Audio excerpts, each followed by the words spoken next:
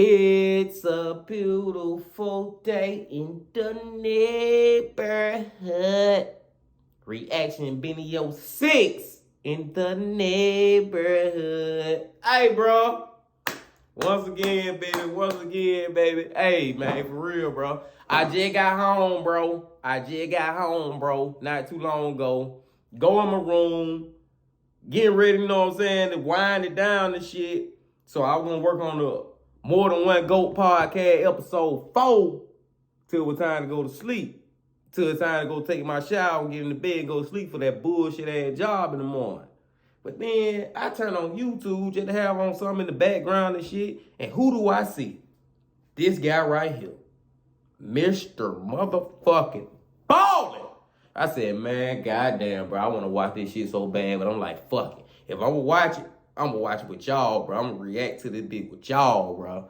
Gotta react to this hoe with y'all, bro. So, hey, this is an impromptu reaction video with Mr. Ballin'. You know how we do over here on the Stack the Bean channel, man. Hey, love Mr. Ballin', bro. If y'all don't know that by now, you know I love Mr. Ballin'. Love watching his video, bro. And I want to watch one with y'all real quick. He just put that bitch out. And it's called Boy Thought He Saw a Ghost. The Truth Is Much Worse.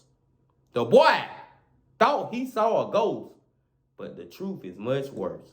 Ain't no telling what the hell Mr. Ballin' finna talk about this time, but I'm excited as always to see, and I'm excited to watch it with y'all, man. Like, comment, subscribe, all that good shit with me, man. Why they be with me? Hope y'all ready to go. Strap up the motherfucking seatbelt. Strap that bitch in. Cause we about to get going now. You got what you need. I got my vape. I got my Bud Ice, and it needs to be my last one for the night. This gotta be my last one for the night. And I got my, listen, I'm ready to go, bro. Y'all ready? Hey, y'all probably don't need shit. Y'all just sit back and relax. Whatever you need, get that shit. Cause we about to go. In 5, 4, 3, 2, let go.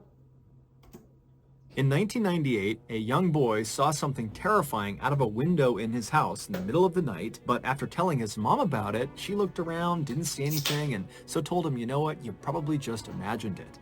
However, years later, that boy and his mother would learn he had not just imagined it. It was very real. But before we get into today's stories, if you're a fan of the strange, dark, and mysterious delivered in story format, then you come to the right place because that's all we do, and we upload once or twice every week. So if that's of interest to you, please spend a nice long day at the beach, and then afterwards make a special trip to the Like Button's house so you can shake out your towels directly into one of their open windows. Also, please subscribe to our channel and turn on all notifications so you don't miss any of our weekly uploads. All right, let's get into today's stories.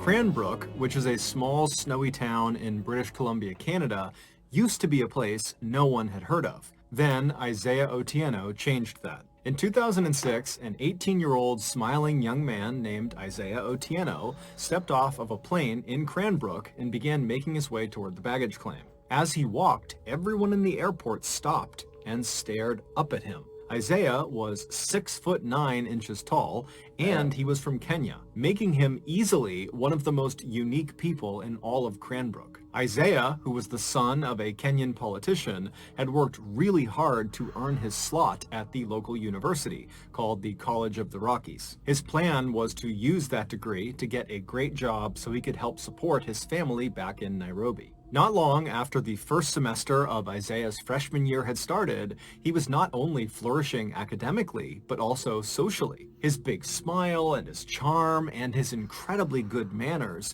had earned him many friends, as well as the nickname the Gentle Giant. But the person Isaiah most closely bonded with while he was in Cranbrook was another student named Isaac Hockley. Isaac, in addition to being a student at the College of the Rockies, was also a passionate photographer and actually worked part-time for the local newspaper as a freelance photographer. Isaac and Isaiah had briefly met in late 2006 at their campus's billiard halls when they were both playing pool, but that interaction had not made them friends. What had cemented their friendship and made them very, very close was one night in early 2007, Isaiah had gotten a job as a bouncer at a local bar because he's 6'9", and so he was the bouncer. And Isaac had come to that bar, not to see Isaiah, just to go to the bar. And so Isaiah's at the front, he's checking people in, and then he hears this commotion in the bar behind him, and he turns and he sees Isaac is getting attacked by this huge guy that's way stronger than him, who looked like he was the aggressor in the fight. And so without any hesitation, Isaiah turns and just starts galloping into the bar. He's leaping over chairs, he's leaping over tables, and he jumps into the fray, and he fought off Isaac's attacker. And so after the dust settled, Isaac was so thankful for Isaiah, even though Isaiah kind of downplayed it and acted like it was no big deal. But either way, the experience totally bonded these two very different people, and after that, they became totally inseparable. Over the next couple of semesters, the pair would often go off on long rides outside of Cranbrook into the mountains and the forests, and they would just chat. Isaiah would talk about what it was like to live in Kenya and how he was really here to try to be successful like his father, and Isaac would talk to Isaiah about his passion for photography and what it was like growing up in Canada around Cranbrook. On one very memorable drive, the pair were driving at night along this kind of winding road that went through a forest when all of a sudden a moose leapt onto the road and blocked their way. And so Isaac at the last second had to swerve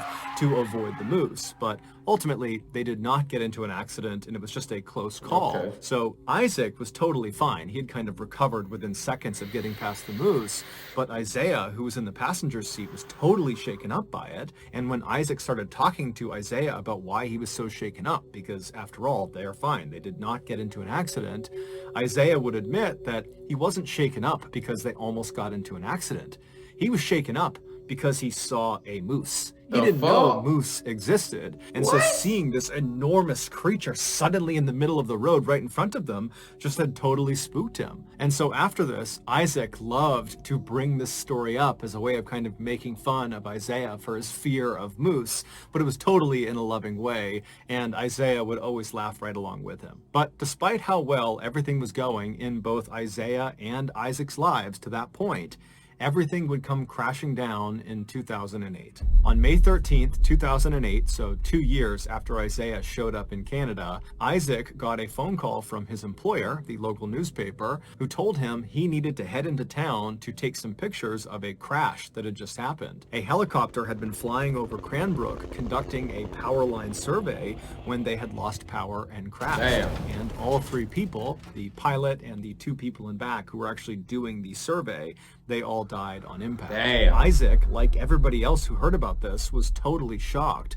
One, because it was totally tragic and horrible, but two, because nothing ever happened in Cranbrook. So to have something so big like this happen right downtown was just unheard of. And so Isaac hopped in his car and he began making his way towards the crash site. And it didn't take long before he saw this massive ring of people right at the intersection between 10th and 14th Street. They were all on the sidewalk and up on buildings, and everyone's just looking in towards this massive mound of jagged metal that was on fire, and all this black smoke was coming off of it, and there's ambulances nearby and police, and the fire department was there, and they're trying to put out the flames, but they can't do it. And so Isaac parks his car and he rushes over to this ring of people and he works his way towards the front. He pulls out his camera and he began taking pictures, first of the wreckage and the fire, and then also of the police as they put tarps over the bodies. Where y'all think he going with this, bro? I want to say something, but I hope it ain't that. Mr. Ballin had your head all over the place, man. Who is in this? What's going on, man? What's going on, bro? Let's fucking see.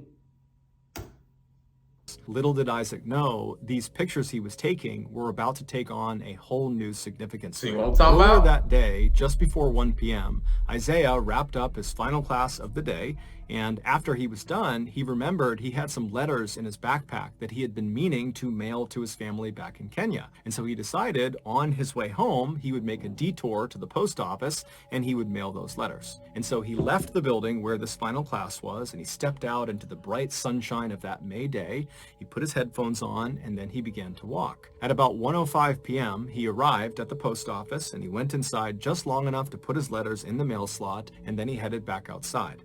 1 minute later, at 1:06 p.m., as he was crossing 10th Street, the helicopter above lost power and crashed directly on top of Isaiah. Wow. Within seconds, he and the 3 people on board the helicopter would all be dead. It's believed because Isaiah was listening to music on his headphones, he didn't even hear the helicopter as it was crashing down. He was just walking, and then he was dead. It was a total freak accident. It wasn't until later that day that Isaac would realize the pictures he had taken of this scene included pictures Of his homie. Before we get into our next story, I want to tell you about today's sponsor, Of his HelloFresh. homie, bro. Of his homie, bro. What's the chances of some shit like that happening, man? Freak accident, maybe, but the circumstances, coincidences, man. Oh my God, bro. You just gotta take it how it is, bro. That's so crazy, man, for him to just be in that spot at that time. Let's go. You know how these Mr. Ball and shit be getting me. Let's fucking go. Fresh. Back when I was 18 years old, I discovered my favorite food. I would dump an entire another grueling day of playing video games while remaining unemployed in my mother's basement. But today, being a mid-30s guy, my body just doesn't respond the way it used to Oreo sleeve cereal. And what I do with that massive 25% of my diet is I fill it with but the recipes are so easy to follow and they perfectly pre-portion everything out when you get it. So it really is super easy. HelloFresh also has a huge menu, including vegetarian, so if you want to be like me and stop sucking down so much Oreo sleeve cereal, then you've got to sign up for HelloFresh. To do that, go to HelloFresh.com and use code MrBallin16 to get up to 16 free meals and 3 surprise gifts. Okay, back to the stories. Back to the stories. Number 2 stripes. Number 2 stripes. On a warm summer night in 1998, a 7-year-old boy named Tyler Florian fell asleep watching TV on his living room couch. Tyler lived with his parents as well as his older brother, Will, who was 10 years old, in a modest 2-story home in a rural neighborhood in West Virginia. That night, Tyler's father, who normally tucked the boys in at night, was out for work. And so after Tyler fell asleep, it was his mother who gently woke him up and encouraged him to head upstairs to his room. And so Tyler, he gets off the couch and he's groggy and he makes his way over to the stairs. He climbs up the stairs and he turns right and heads down the hallway to his room. He goes into his bedroom, he climbs into his bed, and then he falls asleep. In order to understand what happens next, you need to have a good understanding of the layout of the second floor hallway. That hallway stretched from the front of the house all the way to the back of the house. And at either end of this hallway were doors that led outside of the house, and these doors had big windows on them.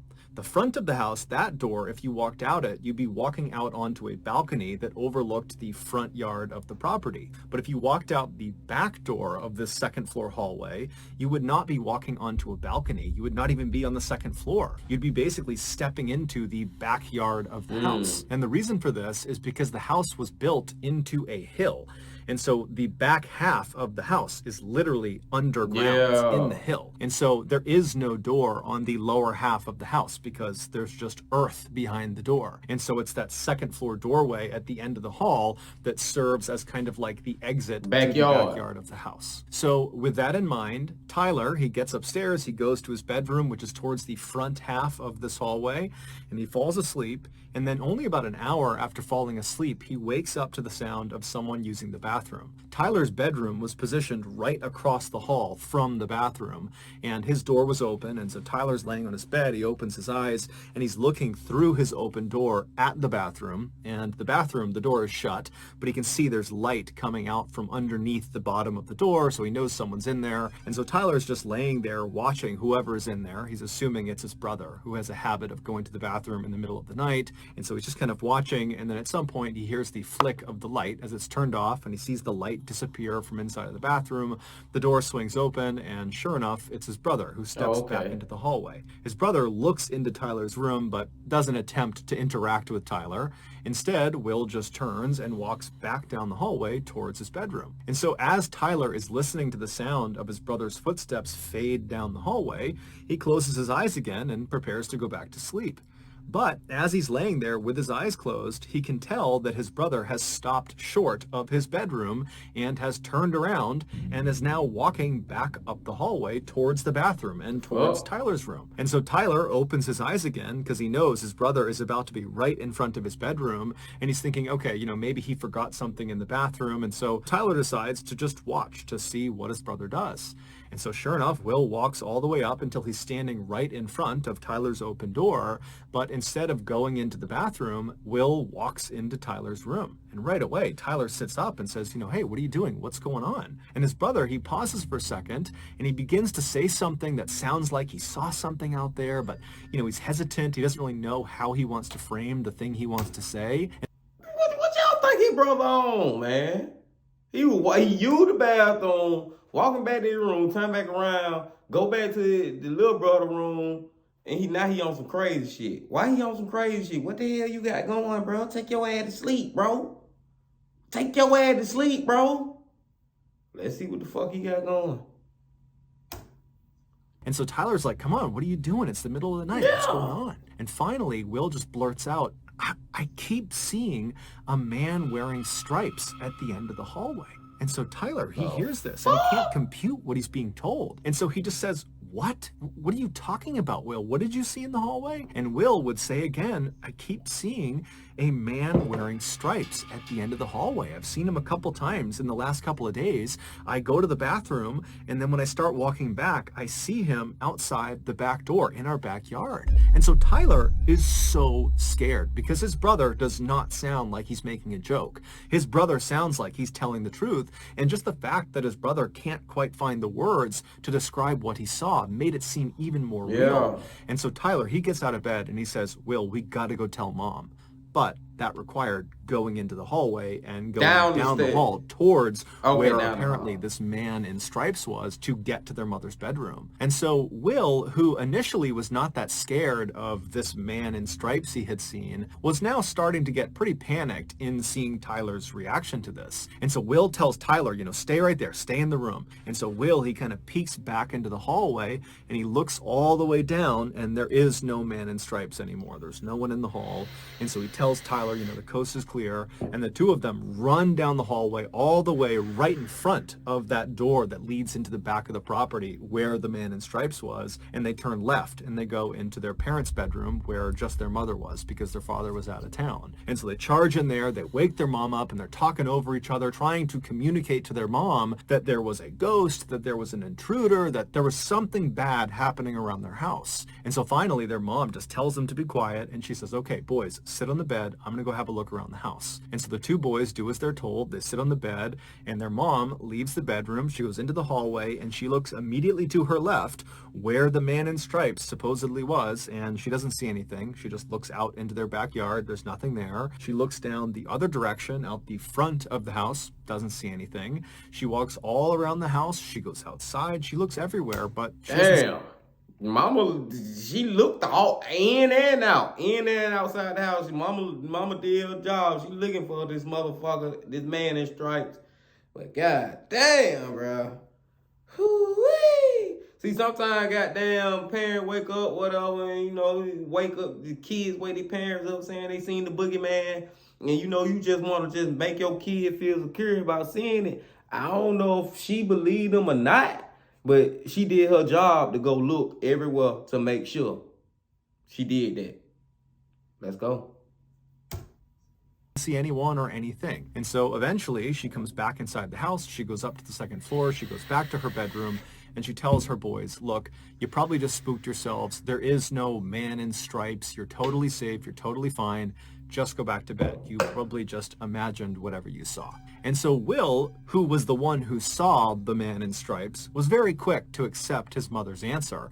It actually seemed like it was a relief to have somebody tell him that what you had seen wasn't real. And so he very happily went back to his bed and he fell asleep. But Tyler, who had not seen the man in stripes, but had a very intense reaction to hearing his brother describe it, could not accept his mother's answer. It just totally freaked him out because his brother was always joking around about stuff, but this did not feel like a joke. This felt very, very real.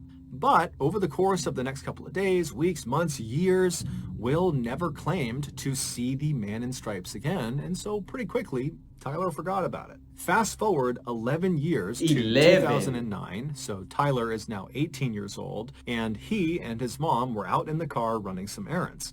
And as they're driving around, they were just chatting about all sorts of different things, and at some point they began talking about one of their beloved family pets, a dog named Max that they had when Tyler was really young. And so as they're kind of swapping stories about all the goofy things that this dog did, Tyler's mom suddenly says, hey, Tyler, do you remember the time that I opened the front door to let the cops into the house and Max came bounding into the house and he went right into the kitchen and he ripped open all the food? And Tyler's looking at his mom like, wait, when did the cops come to our house? When did you open the door to let the cops come into our house? And as soon as Tyler said this to his mom looked at him as if she had just given away something she hadn't meant to. And then she kind of relaxed and said, you know what? I never got around to telling you. Now that I'm thinking about it, you and your brother were asleep and you didn't even know this happened. And then afterward, me and your father decided not to tell you guys because we didn't want to scare you. Back when you were about 7 years old and Will was about 10 years old, your dad was away at work and we were all asleep one night when suddenly I wake up to the sound of someone or something moving around outside of our house. And so I sit up in bed and I go into the hallway and I look left and I look out that door into our backyard and I see standing up against the glass this man with his hands pressed to the window looking into the house. And so Tyler's mom would tell him how she totally freaked out and she flipped on the lights and it scared this guy who ran off, and then she called the police and then the police showed up and that's when their dog Max came bounding inside and shredded the bag. Oh, now you want to tell me all this shit, mama? You want to tell me this shit now? Oh, I forgot to tell you, honey. Man, shit. Oh, man. Let's fucking go. Food, and the police, they searched the property, but apparently they never found this guy. Tyler's mom would go on to tell him that the police warned her that her description of this man that was standing at their back door matched the description of a man who was wanted for murder who was on the loose in the area. Tyler was dumbfounded. He didn't remember this because obviously he had been asleep because this is something he would have remembered. And so he had so many questions about this whole situation. But the first question he asked his mom was, well, what did he look like? And his mom said, well, you know, he was tall, he had dark hair, he had blue jeans on, and oh, you know what? He had a striped shirt on. There you go. It would turn out for a couple of days in the summer of 1998, this suspected murderer who was on the run from police had apparently been hiding out on Tyler's family's property, and in the middle of the night, for whatever reason, this suspected murderer would walk over to the back door of the second floor hallway and he would put his face up to the glass and he would stare into their home. This was the man in stripes that Will claimed to have seen.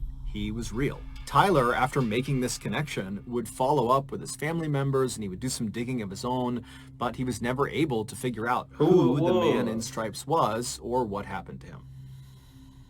Oh, man.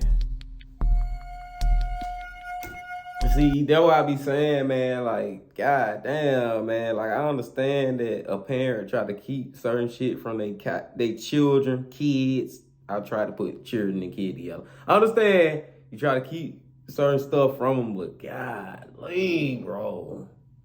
That was real. That boy really did see a man in stripes. Let's go. Number 1, thorns. In 2012, a 22-year-old woman named Simone was living in a small winemaking village called Rüdesheim am Rhein, which is located in southwestern Germany. This village is strikingly beautiful. It's full of quaint European homes, and there's lots of rolling green hills with vineyards as far as the eye can see, and the village sits right on the banks of the Rhine River. Simone had grown up in this picturesque village, and she had loved it, but this was going to be her last summer before she left and headed off to New York City to start the next chapter of her life. And while she was excited about that, she was also kind of sad because this village and everybody inside of it were the only things she had ever known. And so the idea of leaving them behind just seemed very strange to her. But instead of focusing on the kind of growing anxiety around her imminent departure from Germany, she focused on what she would be doing that summer while she was still in Germany. Some of Simone's fondest memories of her childhood were of her time spent at summer camp. And this summer camp was located in this forest that was not far from her village. And every summer in July, Simone, along with about 200 other kids from her village and from neighboring villages,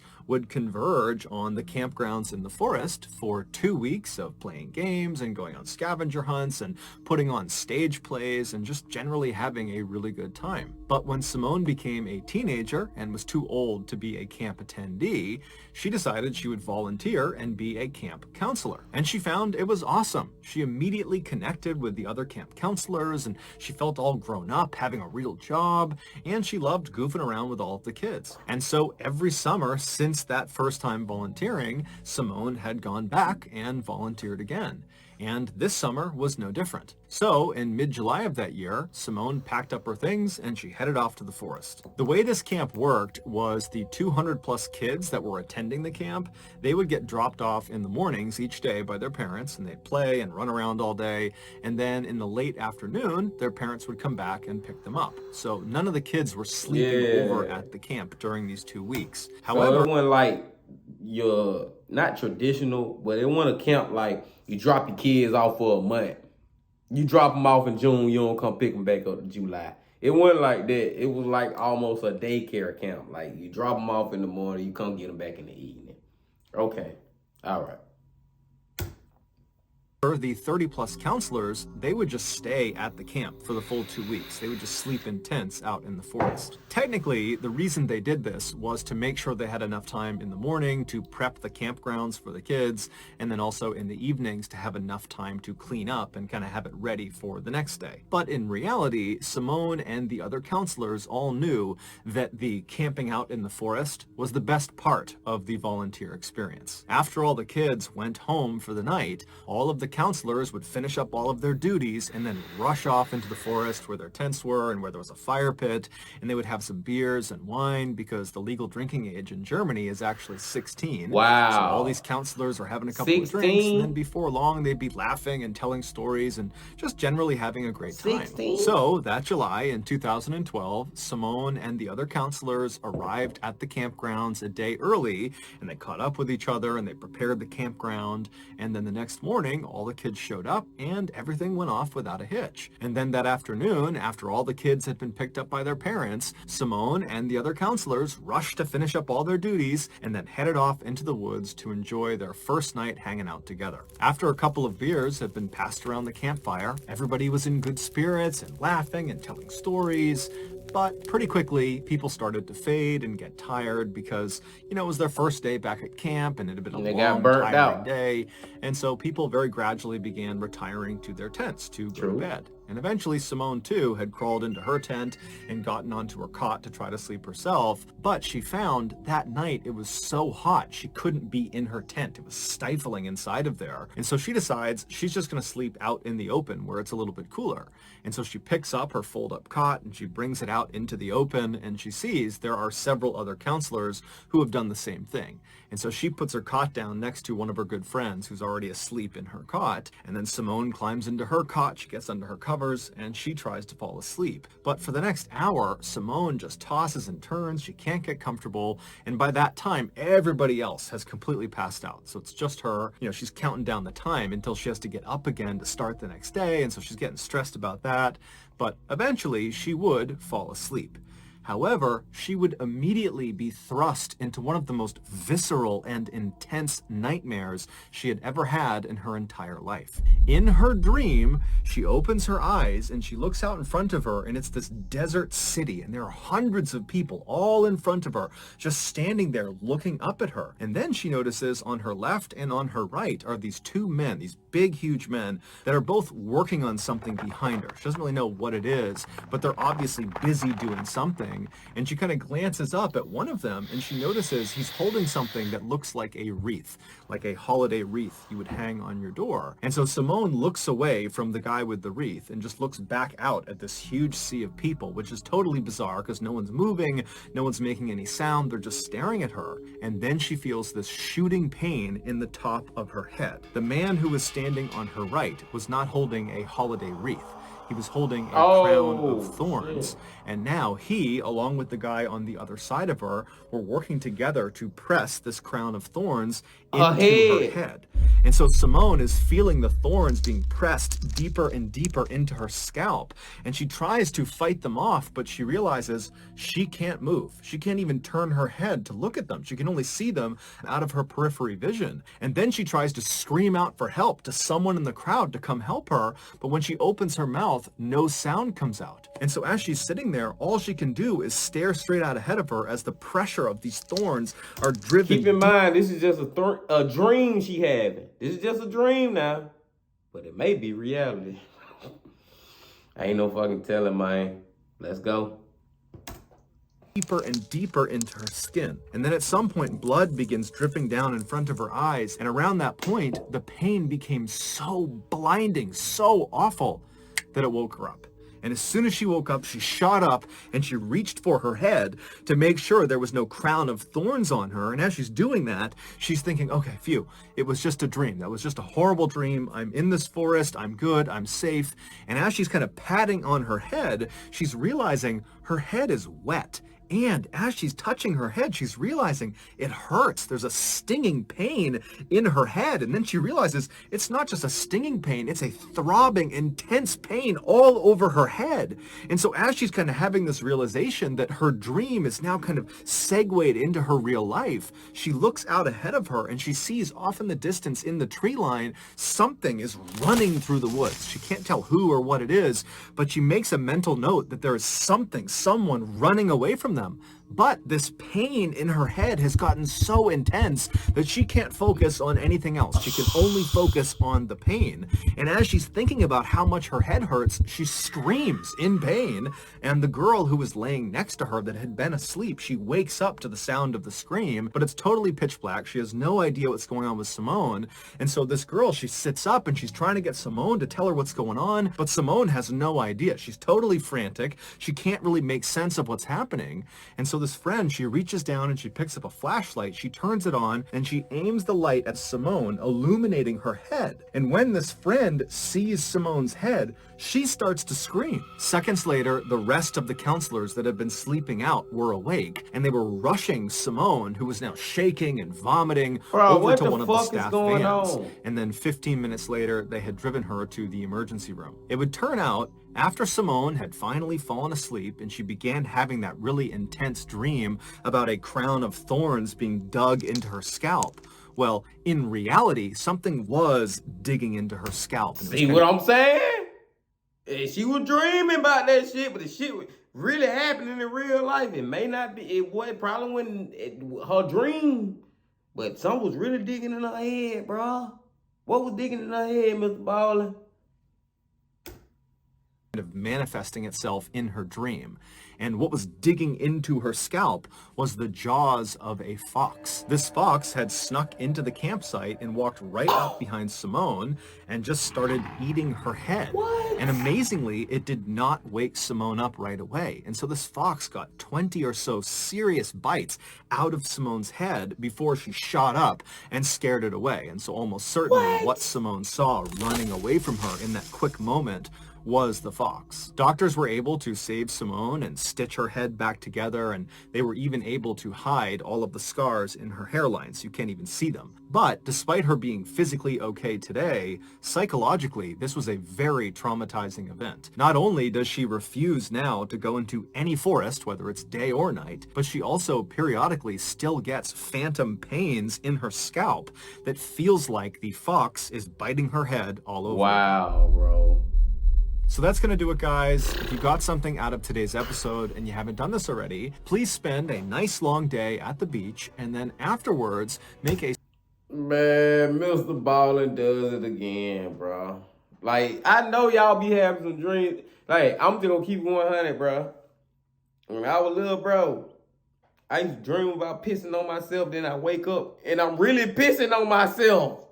So for her to be dreaming about something being fucking with her head, then she wake up, it's really something fucking with her head. Like that shit. Like your dreams are actually, like they say, dreams can be reality. They are reality. And I don't fucking know, man. Hey, they're gonna be a More Than One Goat podcast too, man. Talking about all that deep shit. We're gonna go deep in the More Than One Goat podcast too, man. But for real, bro, like your dream can really be a reality. Like shit get deep, man. Shit get crazy. That was Mr. Baller, man. Ratchet video number 6. I'll be back again, bro. That nigga always have me flustered with his shit. I love his shit, bro. Give me a motherfucking like, and comment, subscribe, all that shit like that, bro. I'm about to go get a goddamn shower, take my ass to sleep. I'll be back. But before I go do all that shit right there, I got to say, the BeaNeoS legend.